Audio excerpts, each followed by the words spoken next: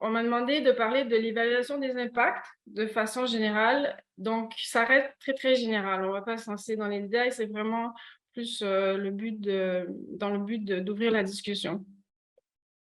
Et pourquoi je n'arrive pas à... Ah. Donc, d'abord, pour situer un peu le contexte de l'étude que j'ai faite, je ne sais pas jusqu'à quel point vous êtes familier avec le domaine de l'agriculture urbaine en recherche. En fait, on constate que l'agriculture urbaine a toujours été et l'est toujours très importante dans les pays en développement et elle couvre dans certaines villes une très grande proportion de la consommation, voire 40, 50, 70% des habitants. Donc, il y a des images assez frappantes qu'on peut trouver. Ici, c'était au Ghana, là, au Vietnam, ici à Cuba, qui a énormément développé son agriculture urbaine suite à l'embargo. Par contre, dans les pays occidentaux, l'agriculture urbaine avait lieu jusqu'à l'avènement de l'industrialisation et surtout des trains. Mais suite à ça, petit à petit, on l'a délaissé et on a relégué la production de nourriture aux zones extérieures à la ville. Sauf pendant les deux guerres mondiales, où là, dans les pays anglo-saxons surtout, les gouvernements ont beaucoup encouragé la production de nourriture et les gens ont atteint des très forts taux de production dans les villes à ce moment-là. Et cette forme de production est restée un peu dans certains endroits, comme à Berlin, par exemple. Il y a énormément de jardins juste tout autour de la ville où les gens produisent une bonne part de leurs légumes, etc. Par contre, ce qui commence à arriver depuis une dizaine, peut-être même plus d'années, c'est que l'agriculture urbaine revient dans la ville sous forme commerciale, beaucoup sur les toits. Ici, on a un exemple de Portland, en Oregon. Ici, les fermes Loufa à Montréal, qui ont installé des énormes serres qui fonctionnent toute l'année, qui récupèrent la chaleur du bâtiment en dessous, etc., et qui sont très, très productives.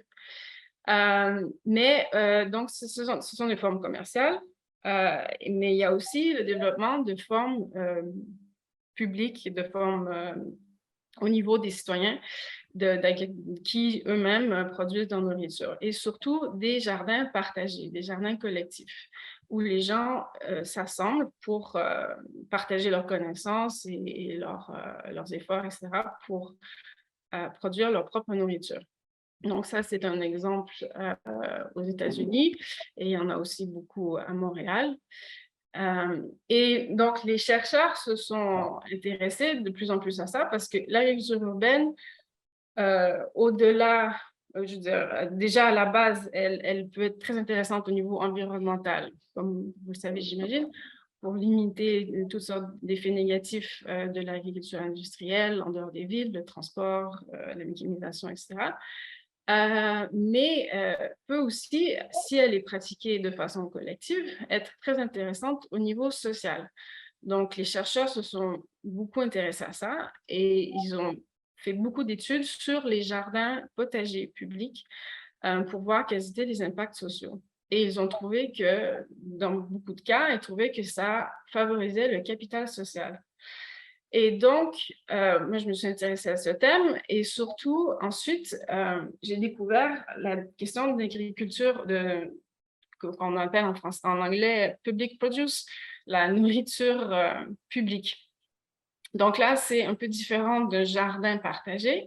C'est de la nourriture qui est produite sur des terrains publics qui sont ouverts à tous. Parce que typiquement, un jardin communautaire partagé, l'accès est assez restreint. Comme moi, à Montréal, j'avais essayé de m'inscrire à un jardin comme ça et il y avait des listes d'attente. Souvent, il fallait attendre plusieurs mois, voire plusieurs années pour avoir une place. Donc, ce n'est pas tout le monde qui peut y avoir accès. Donc, je trouvais que la nourriture publique avait un énorme potentiel social de ce point de vue-là, d'être librement accessible à tous. Et les arbres fruitiers sont évidemment un aspect particulièrement intéressantes de la nourriture publique parce qu'ils peuvent être plantés là de façon permanente et ils nécessitent moins de soins que de planter des légumes chaque année. Donc, d'où l'idée de la question que j'ai voulu poser.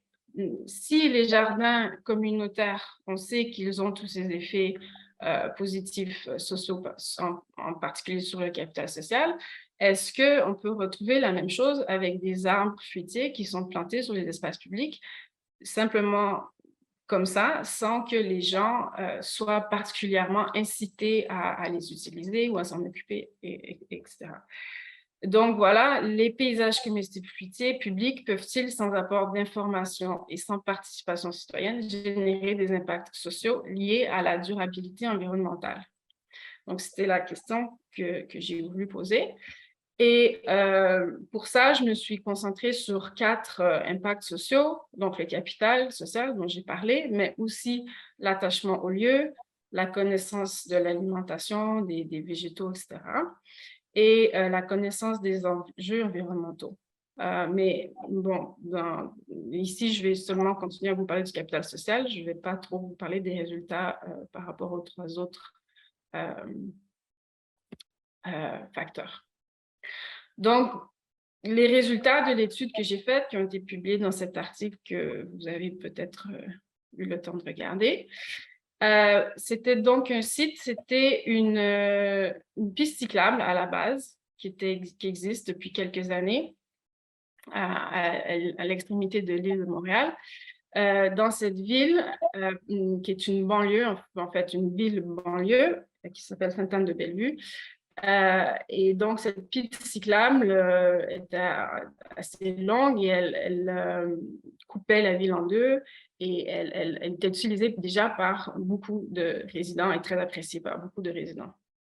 Et donc, la ville a décidé, sous les efforts d'un des adjoints à la mairie, de planter des arbres fruitiers sur cette piste cyclable. Et donc, la plantation s'est faite avec la participation de quelques citoyens, mais ce n'était pas du tout un effort pour lesquels les citoyens ont participé à la conception ou à l'entretien. C'était seulement la ville qui a planté des arbres et qui a dit, bon, est-ce que vous voulez venir nous aider? Et les gens sont venus aider, mais aussi la ville a fait très, très peu de communication du projet. Donc, les gens n'étaient même pas au courant, en fait, que les arbres fruitiers avaient été plantés. Et donc, quand on voit un peu de quoi ressemblait le site, c'était, je crois, 2 ans après les plantations, 1 an ou 2, peut-être 2 ans après les plantations. Les arbres étaient encore assez petits, donc pas forcément reconnaissables pour les néophytes.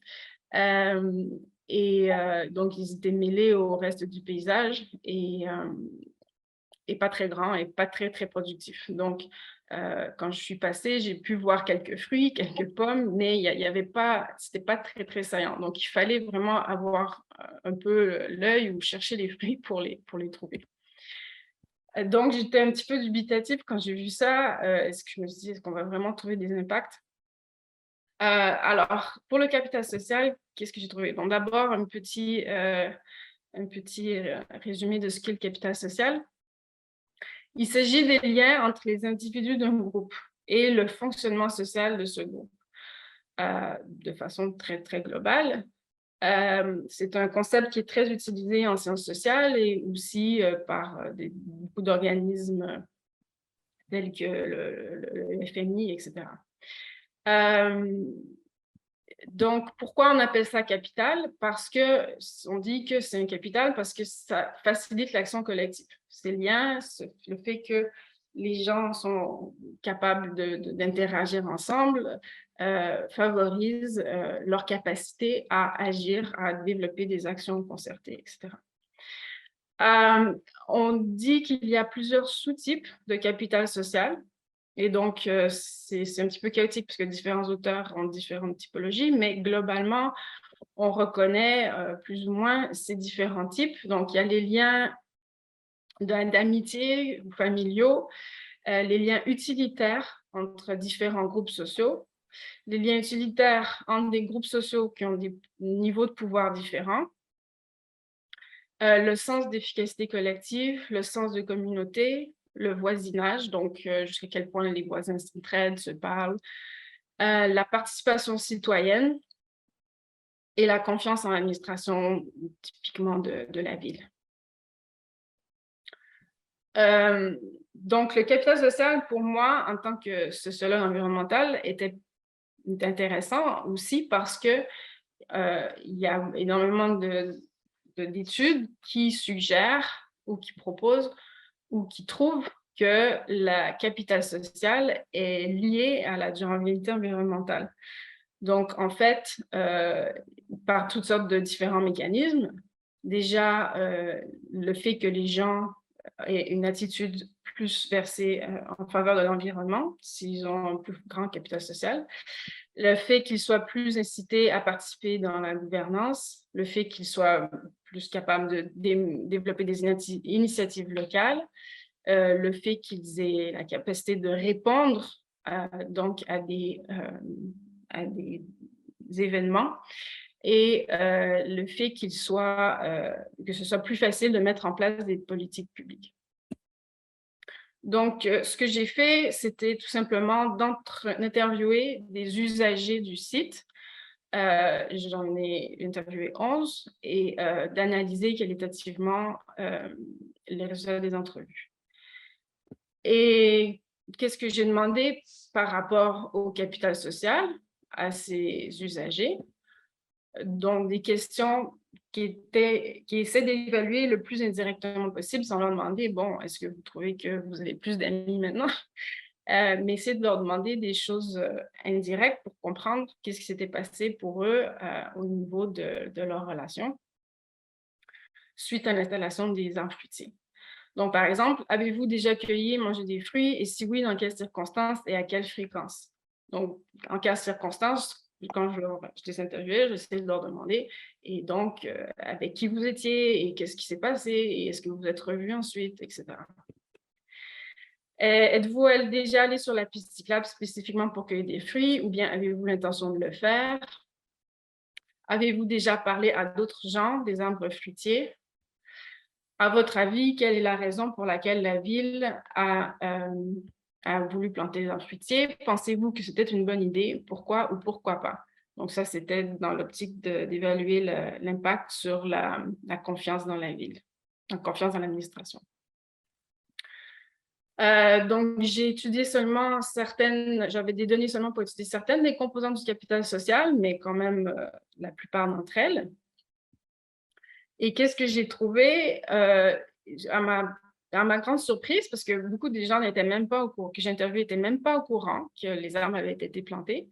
Mais même quand ils n'étaient pas au courant, j'avais trouvé des événements qui m'avaient relaté où les arbres avaient contribué de façon positive à soit leurs liens d'amitié, leurs liens familiaux, soit la participation citoyenne, soit la confiance à l'administration. Par exemple, je vous donne deux exemples de citations que j'ai recueillies. Il y avait un jeune homme qui racontait qu'il se promenait un jour sur la piste cyclable avec sa mère et il avait l'habitude d'y aller souvent. Mais ce jour-là, il était avec sa mère et alors qu'il parlait, sa mère a remarqué qu'il y avait des framboises et elle s'est mise à cueillir les framboises et donc ils se sont mis à manger ensemble les framboises. Et pour lui, ça a été un événement vraiment significatif dans sa relation avec sa mère. Il a dit, je pense que ça a en quelque sorte renforcé notre relation. Je pense qu'elle était plus curieuse de ce qui se passait dans les environs, comme c'est elle qui a remarqué les framboises. Moi, je pensais juste à autre chose. Et j'ai gagné, je suppose, une sorte de respect envers elle. C'était un moment heureux et à la fin, je me suis dit, waouh, on devrait faire ça plus souvent. Un autre exemple que je vous donne en ce qui concerne la confiance à l'administration, c'était une dame qui avait l'habitude d'utiliser aussi beaucoup la piste cyclable pour marcher, faire de l'exercice, et qui avait trouvé que les arbres ajoutaient énormément à la qualité, la beauté de l'endroit.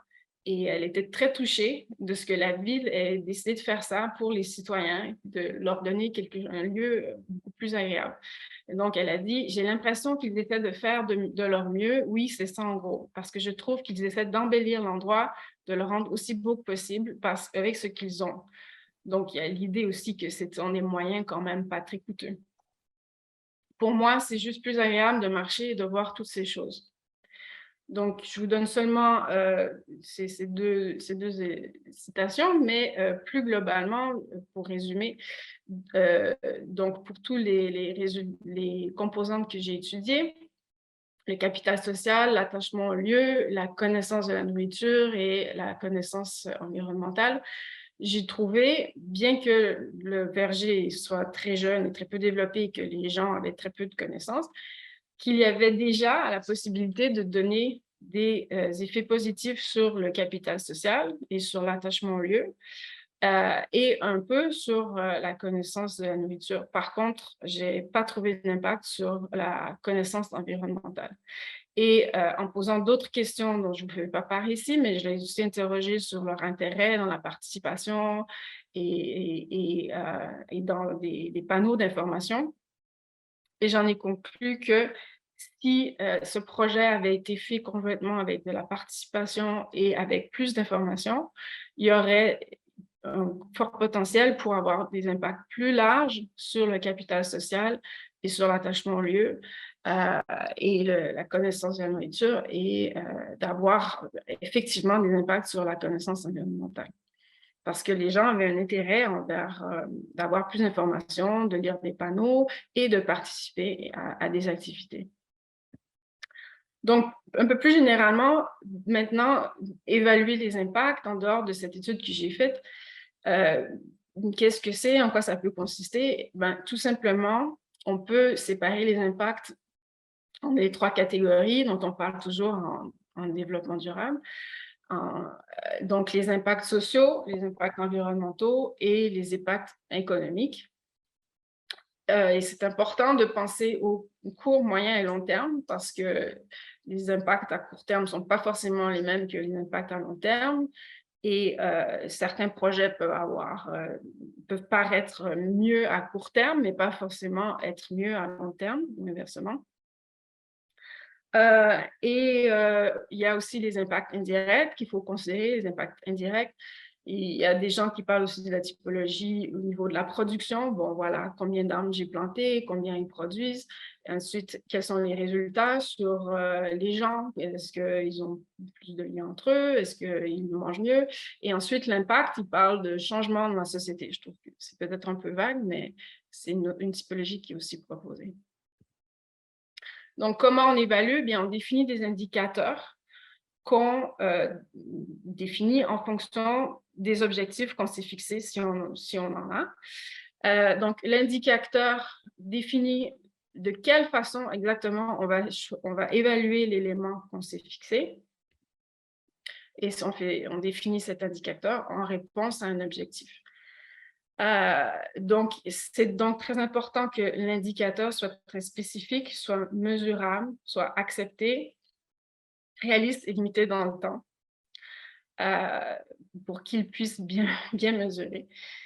Et il peut être quantitatif ou qualitatif. On peut obtenir un nombre ou on peut obtenir une évaluation avec une échelle d'évaluation qualitative. Et vous avez peut-être entendu parler des indicateurs agrégés, qui sont des indices composés. Donc, il y en a énormément qui sont très populaires, qui sont très, très utilisés, comme l'index de durabilité environnementale, l'index de développement humain, etc. Personnellement, je ne suis pas en faveur de ces index. Ils ont énormément de problèmes parce qu'ils agrègent et ils perdent énormément de résolution entre les composantes qui est très importante. Et le résultat final n'est pas forcément un sens. Mais donc, je suis plus en faveur de garder les indicateurs séparés. Ensuite, les résultats peuvent être obtenus de multiples façons différentes. Donc, par exemple, on peut observer ce qui se passe sur le terrain. On peut interviewer les gens avec des questions courtes, des questions longues. On peut aussi faire des sondages, tout simplement, avec des questions multiples. Donc, pour qui évaluer? Ben, ça a énormément de potentiel pour beaucoup de gens. Pour les acteurs du projet eux-mêmes, ben, ça peut déjà d'avoir un guide avec une grille d'évaluation avec tous les indicateurs, ça peut les guider dans l'élaboration de leur projet en leur montrant toutes les composantes auxquelles auxquelles ils pourraient penser et auxquelles ils pourraient tenter d'optimiser dans le design de leur projet. Ensuite, une fois que le projet est effectué, ils peuvent utiliser l'évaluation pour voir si les impacts qu'ils s'étaient fixés, les objectifs qui s'étaient fixés sont effectivement atteints et rectifier le tir le cas échéant. Et même si les objectifs sont atteints, l'évaluation peut aussi permettre de faire découvrir des choses auxquelles on ne s'attendait pas et de donner de nouvelles idées et de faire progresser aussi dans des directions qu'on n'avait pas forcément imaginées au départ. Et puis aussi, enfin, une fois qu'on a des résultats positifs, ça peut nous aider à trouver des subventions pour poursuivre davantage le projet ou en faire de nouveau. Pour les décideurs, ça a aussi beaucoup d'utilité. Ça leur permet, quand ils développent des politiques publiques, tout comme les acteurs de projet, de savoir sur quels éléments ils doivent se concentrer, quelles sont les choses qui peuvent être apportées par de tels projets et donc sur quoi se fixer son attention.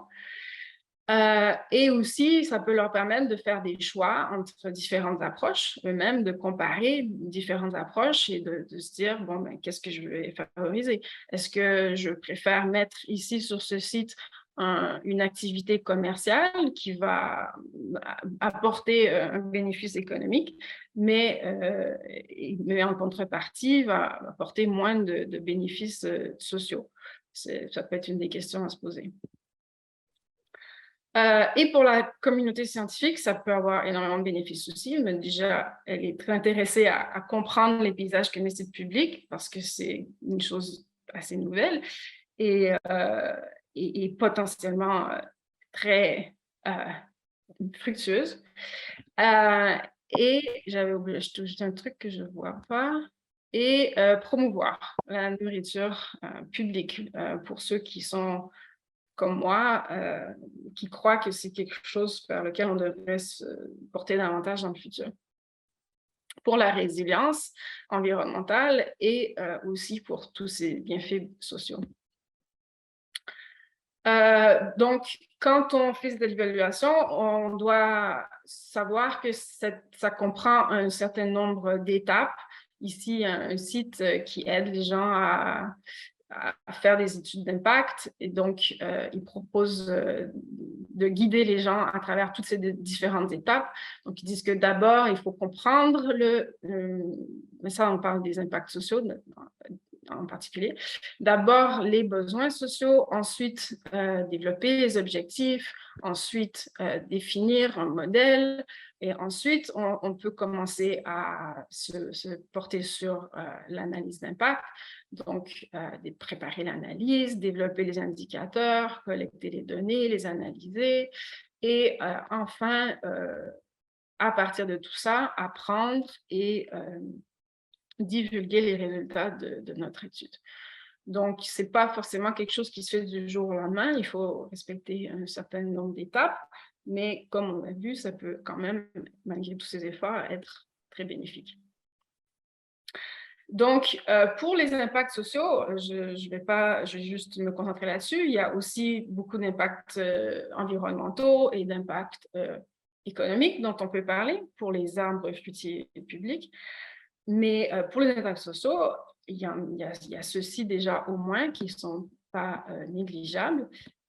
Pardon. Il y a le bien-être, le désir de participer dans la ville davantage, le capital social, l'attachement au lieu, la connaissance de la nourriture, la connaissance des enjeux environnementaux liés à l'agriculture, la connaissance des enjeux environnementaux de façon générale, le désir de s'impliquer plus au niveau de l'environnement.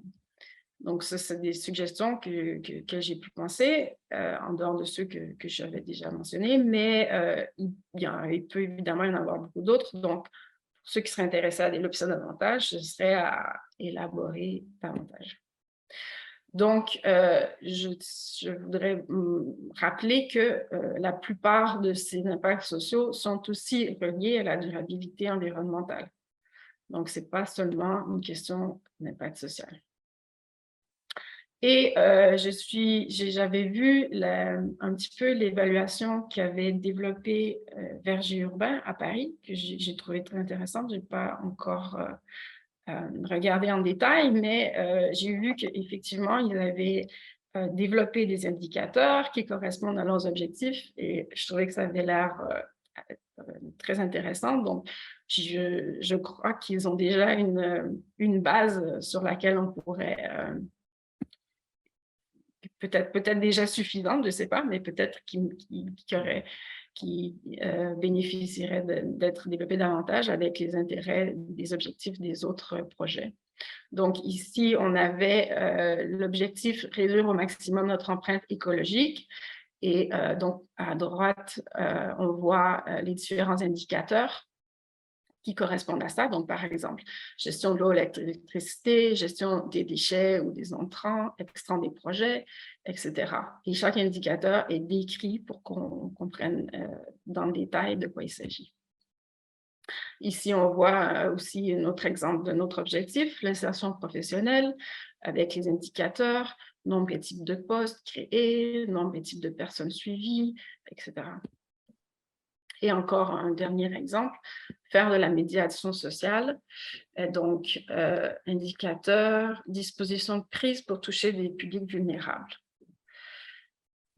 Ben voilà, c'est tout.